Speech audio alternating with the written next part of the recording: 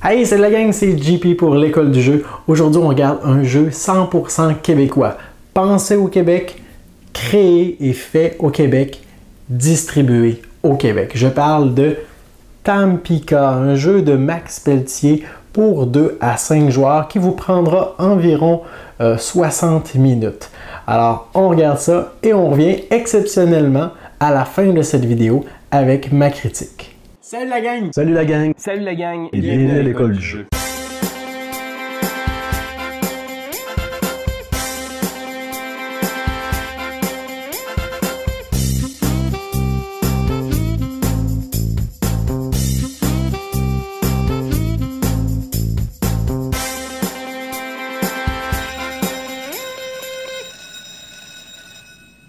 Au début de la partie, nous avons une petite disposition à effectuer au centre de la table.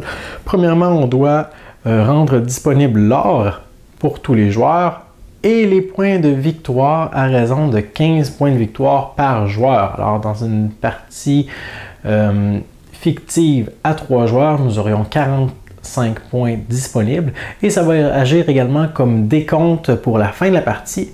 La partie va prendre fin une fois que le dernier point de victoire aura été récupéré de la banque de points. Nous avons également les cartes qu'il est possible d'aller recruter, d'aller récupérer, les outils. Alors en fait les cartes de chaque paquet sont identiques. Les pistolets, les fusils et les mitrailleuses avec leur avantage et leur coût. Et ici, nous avons les 3 types de travailleurs qu'il est possible de recruter, les prospecteurs, les mercenaires et les ingénieurs. Alors la différence avec les outils, c'est que les outils, on les achète et on a directement ce que ça nous donne d'indiquer juste ici. Alors que pour les personnages, vous le verrez dans quelques instants, chaque carte peut être utilisée soit pour son verso, son endo, ou pour son verso. Alors on voit que les cartes peuvent être utilisées pour plusieurs choses et il en existe plusieurs sortes. Nous devons ensuite déterminer un premier joueur. Alors pour ce faire, nous allons procéder avec un lancer de dés. Alors tous les joueurs vont lancer un dé, celui avec le plus gros nombre l'emporte et sera déterminé premier joueur. Alors en ordre de joueurs, tout le monde va récupérer une pièce d'or et va devoir piocher 5 cartes. Pour les 3 premières, il n'a pas le choix. Il doit récupérer l'un de chaque type. Alors un prospecteur, un mercenaire et un ingénieur qu'il peut ensuite consulter. Et par la suite, en fonction de ce qu'il voudrait, de ce qu'il a, il peut aller recruter 2 autres personnages de son choix. Alors il pourrait recruter 2 mercenaires supplémentaires ou par exemple, disons, un prospecteur et un ingénieur. Le joueur a donc les 5 cartes avec lesquelles il pourra jouer son premier tour. Il y a devant chaque joueur un espace de jeu qui s'appelle le domaine.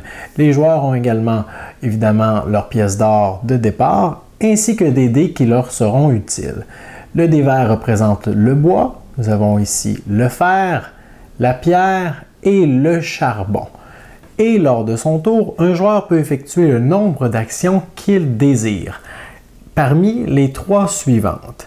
Alors, on se souvient que nous avions pioché 5 cartes de départ. Alors, l'une des actions possibles, c'est d'utiliser l'une de ces cartes pour son verso. Alors, les côtés justement que nous pouvons voir, mais que les autres ne peuvent pas, ne connaissent pas. Alors, il est possible de prendre l'une de ces cartes et de la jouer pour son verso, donc l'une de ses faces. Il est également possible de prendre l'une de ces cartes, mais de les utiliser plutôt pour leur face. Alors, juste ici, nous avons les côtés rectaux. Alors, il est possible de prendre, qui sont tous identiques en passant. Alors, il est possible d'utiliser un prospecteur pour son côté recto. Et finalement, dernière action qu'il est possible d'effectuer, c'est de venir acheter des objets que je vous ai montrés au départ, là, les outils, les pistolets, les fusils, les mitrailleuses. Lors de votre tour, si l'une de vos actions est d'utiliser le côté verso d'un travailleur, eh bien, vous pourrez effectuer l'une des 3 sous-actions suivantes. Puisqu'on a 3 catégories de cartes, il est possible d'utiliser les versos des prospecteurs ou les versos des cartes mercenaires ou bien de celles des ingénieurs. Et il existe plusieurs versos différents. Alors, si vous décidez de découvrir une nouvelle ressource, c'est-à-dire d'utiliser le verso d'une carte prospecteur, vous choisissez la carte correspondante que vous placez devant vous dans votre domaine. On voit par exemple ici qu'il s'agit d'une scierie. Alors, je produis du bois. Je prends donc mon petit dé de bois que je vais venir placer juste ici. Et ce dé, qui en passant n'est jamais brassé, va agir en termes de marqueur de ressources. Alors, je sais qu'à partir de maintenant, ma scierie peut me produire un maximum de 6 bois. Si je décide maintenant d'utiliser le verso d'une de mes cartes mercenaires, c'est pas bien compliqué. Il s'agit d'une carte que j'envoie, en fait, c'est comme si j'envoie mon mercenaire en mission. Alors, celui-ci va aller en service de milice et je vais récupérer une pièce d'or pour son service. Et cette carte est défaussée dans la défausse commune correspondante. Et finalement, il est possible de construire un bâtiment en utilisant le verso d'une carte ingénieur. Pour ce faire, rien de plus simple, il faut tout simplement avoir à sa disposition les coûts qui sont juste ici. Alors, 2 bois, un fer et une pierre. Alors, présentement, j'ai seulement du bois. Je ne pourrais pas la construire, mais si j'avais par exemple une carte qui me permettrait d'exploiter la pierre et le fer, je pourrais alors soustraire mes ressources. Tout ce qu'on fait alors, c'est qu'on vient modifier la valeur du dé. J'ai utilisé mes 2 bois, bon, j'aurais utilisé mon fer, ma pierre, et je construis le bâtiment dans mon domaine. Les bâtiments donnent habituellement des points de victoire à la fin de la partie. Alors, ce ne sont pas ces points-là qu'on va aller récupérer dans la banque de points et donnent également de puissantes habiletés. Plus la partie avancera et plus vos ressources seront épuisées. Et bientôt, eh bien, vous arriverez au seuil où votre, par exemple, scierie serait complètement vide. Et si l'une de vos ressources est épuisée, vous devez alors la défausser et l'envoyer dans la défausse commune. Vous perdez donc l'accès à votre ressource tant que vous ne mettez pas une nouvelle carte. Pour éviter cela, il est possible d'utiliser vos cartes prospecteurs. Alors, on se souvient quand même, on avait plusieurs types de cartes. Je me suis habilement gardé une carte prospecteur. Alors, on a vu l'option de les jouer pour leur verso, mais il est également possible de les jouer pour leur face. Je peux alors venir insérer ici mon prospecteur qui va tout simplement aller produire des nouvelles ressources juste ici. Alors, pour le nombre de pioches que j'ai disponible, je vais tout simplement additionner cela et j'aurai maintenant 3 ressources plutôt qu'une. Et à savoir également qu'il est possible d'équiper nos travailleurs avec de puissants outils afin de les rendre encore plus efficaces. On se souviendra des fameuses cartes bâtiments, comme dans ce cas-ci l'armurerie qui nous permet de récupérer des fusils qui sont très puissants. Alors les joueurs, pour aller justement débloquer cette habileté, pour payer le coût, ils doivent avoir les ressources nécessaires évidemment, mais ils doivent également jouer des personnages selon du côté de la face sur cette carte. Alors, c'est comme s'il venait visiter l'armurerie. Alors, n'importe quel type de personnage peut effectuer cette action. L'ingénieur vient visiter l'armurerie, je paie les ressources nécessaires et j'ai ma récompense. Comme vous l'aurez deviné, il est également possible que d'autres joueurs viennent visiter mes propres bâtiments pour en profiter. Dans ce cas-ci, comme c'était le cas pour les ressources, ils devront me verser une pièce d'or. Puisque votre main est composée de 5 cartes au début de chaque tour, vous pourrez logiquement effectuer un maximum de 5 actions, du moins pour ce qui est de mettre des cartes en jeu. Alors, il est possible que vous décidiez, pour une raison ou pour une autre, de ne pas jouer certaines cartes, comme l'ingénieur et le mercenaire, dans ce cas-ci que j'ai en main. Au lieu de les utiliser pour justement effectuer des missions militaires ou construire des bâtiments, vous pourriez décider de mettre les personnages en défense.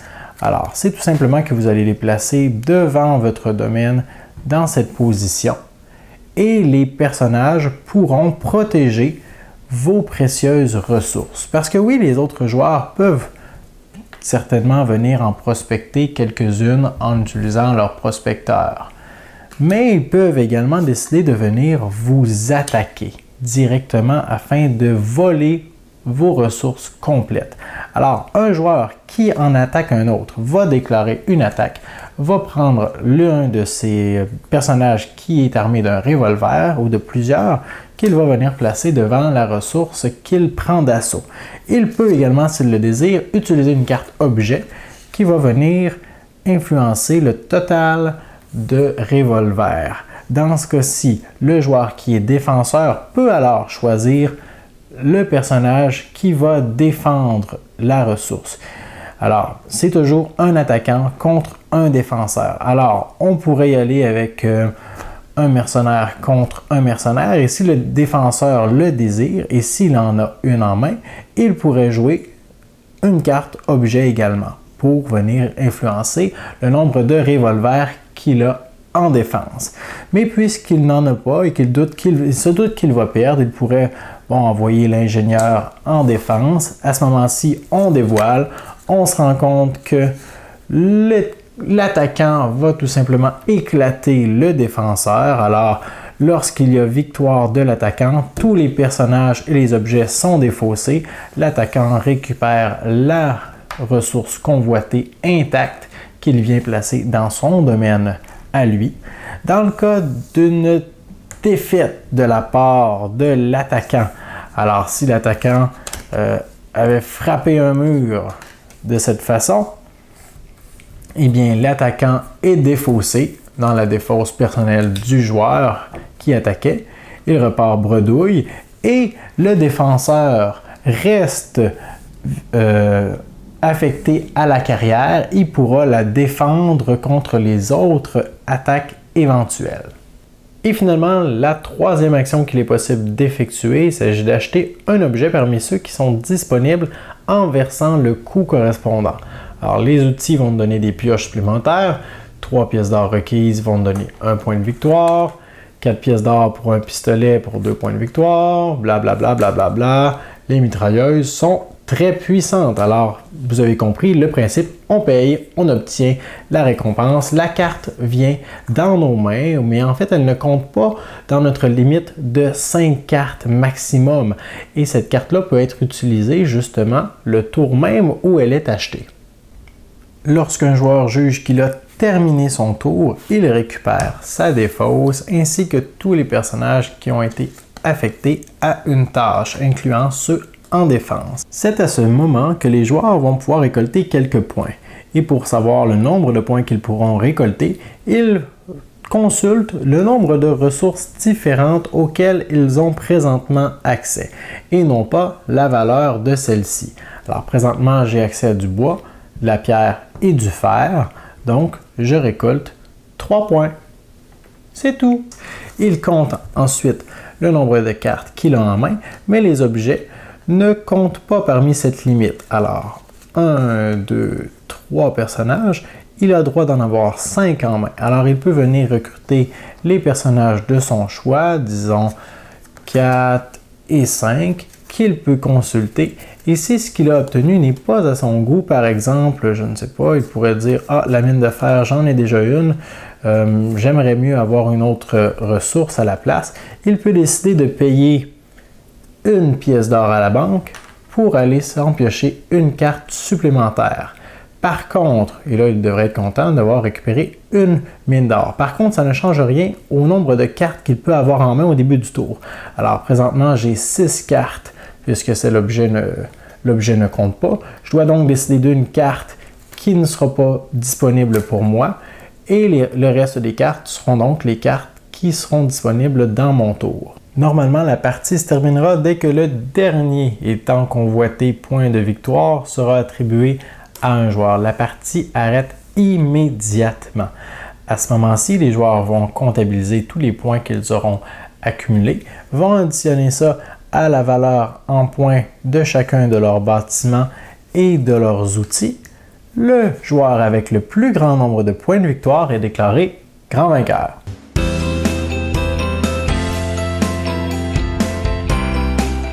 Alors, qu'est-ce que j'ai de bon à dire sur Tampica? Bien, premièrement, vous le savez, à l'École du jeu, on encourage beaucoup les initiatives québécoises afin de les tester et de vous donner notre avis 100% honnête sur ceux-ci. On a eu d'excellentes surprises avec Formidable, Vikingar, Planétarium et c'est maintenant le tour de Tampica de nous joindre à la table et à mon tour de vous donner mon avis sur ce jeu. Alors, vous l'aurez deviné, Tampica n'est pas un gros jeu. C'est assez simple, ça se résume en quelques étapes, ça s'explique assez bien une fois qu'on maîtrise les règles. Et bon, la partie peut s'avérer être assez longue parce que c'est comme la plupart des jeux où est-ce que la partie prend fin une fois que la réserve de points est épuisée. Il y a toujours moyen d'étirer la partie si personne ne va justement chercher les points. Alors, c'est pour ça que sur la boîte, c'est écrit de 30 à 90 minutes. Évidemment, plus les joueurs seront habitués à jouer, alors plus les parties seront courtes. Ce que je trouve bien, c'est que les cartes peuvent être utilisées pour plusieurs choses. Alors ça, j'aime bien les cartes multi-usages. Je trouve qu'il y a d'excellents jeux qui se font comme ça. Je trouve que par contre, seulement 2 options pour la carte, une face ou l'autre, c'est pas assez. J'aurais mis une 3e, même une 4e option avec les cartes. C'est certain qu'on peut aussi les utiliser comme défenseurs. C'est toujours comme une espèce de pari, de roulette russe. On ne sait pas si on va se faire attaquer, mais la carte ne nous sert pas vraiment présentement. Alors on la met en défenseur. C'est comme, j'ai rien à perdre. C'est un plan B, même un plan C des fois. Alors c'est à double tranchant un peu. Vous l'aurez deviné aussi en regardant la vidéo, ce jeu-là a beaucoup d'inspiration de San Juan. Je dirais qu'un 80% du jeu est inspiré de San Juan. Alors peut-être que ceux qui sont des fans de San Juan et qui voudraient quelque chose de plus, comment je dirais ça, plus agressif. Vous l'avez vu, là, on peut carrément aller voler les autres, aller les détruire, aller reprendre leurs ressources. Alors, pour les amateurs de ce style-là, je pense que ça peut être bien. Un truc qu'il faut que je mentionne, là, vraiment, les règles. Les règles, c'est l'un des pires, c'est le pire livret de règles que j'ai pu lire de ma vie. Des phases qui sont pas claires, du texte à n'en plus finir. Je ne sais pas si vous voyez bien pour décrire quelque chose de simple parfois, des formulations vraiment étranges, il y a des erreurs, il y a des trucs qui étaient mentionnés dans une version précédente qui sont encore là-dedans. Et la façon aussi que les étapes sont divisées, c'est bizarrement fait un peu parce qu'on nous explique justement les façons qu'on peut placer nos cartes. Ça nous parle des défenseurs aussi, mais on ne parle pas de la façon qu'on peut placer nos défenseurs avant d'arriver à la phase qui se trouve être à la fin du tour. Alors on lit ça, puis on ne comprend pas jusqu'à temps qu'on arrive à la fin du livret, que là on commence à comprendre, mais là il faut revenir en arrière afin de faire les liens dans notre tête. Franchement, il y a encore beaucoup de place à amélioration avec le livret de règles. Par contre, un bon bonus, c'est que j'ai parlé avec l'un des responsables chez Production Carte à 6, à qui j'ai fait part de mes commentaires sur le livret de règles qui est assez médiocre ou qu'on peut du moins beaucoup améliorer. Et ils m'ont assuré qu'ils feraient une nouvelle version en fait améliorée et qui serait disponible gratuitement en PDF sur leur site internet. Alors ça, c'est toujours le fun de voir que des gens responsables comme ça sont à l'écoute des besoins et qui sont prêts à mettre les moyens en place pour répondre à ces manques-là. D'ailleurs, il faut que je précise que Production Carte à 6 produisent des jeux en micro-production. Alors, c'est-à-dire qu'ils ne gardent pas des centaines et des milliers d'exemplaires à distribuer. C'est pratiquement au compte-gouttes, fragile aussi. Mais grosso modo, je pense que le jeu a quand même du potentiel. C'est sûr que mon expérience de jeu est beaucoup influencée par le fait que j'ai dû me creuser la tête, relire et relire et repasser encore toutes les étapes de jeu, poser des questions aux gens responsables de ça afin de comprendre certaines phases, pour me rendre compte qu'il y avait des choses qui n'avaient plus là-dedans, chercher sur Internet, tout ça. Alors ça là, on dirait que ça l'a comme entaché un petit peu là, mon avis sur le jeu, je sais pas, là, je suis honnête avec vous, là, je vous dis que je peux pas dire que c'est un mauvais jeu, mais je peux pas non plus vous dire que c'est un bon jeu. Je dirais que c'est un jeu qui est OK. Probablement que certains vont y trouver leur bonheur. Pour ma part, je passe. Mais si vous êtes excité à la partie des règles que vous m'avez vu produire et que vous désirez essayer ce jeu, eh bien vous pourrez contacter Production Carte à 6 et ils vont pouvoir vous faire parvenir une copie. Bref, c'est pas mal ce que j'avais à dire sur Tampica, ce petit jeu qui s'explique assez bien une fois qu'on comprend les règles. Alors vous l'aurez deviné, c'est vraiment le point qui fait pencher la balance. Les règles, c'est un gros point faible de ce jeu. Alors, je vous dis merci pour votre écoute. À la prochaine.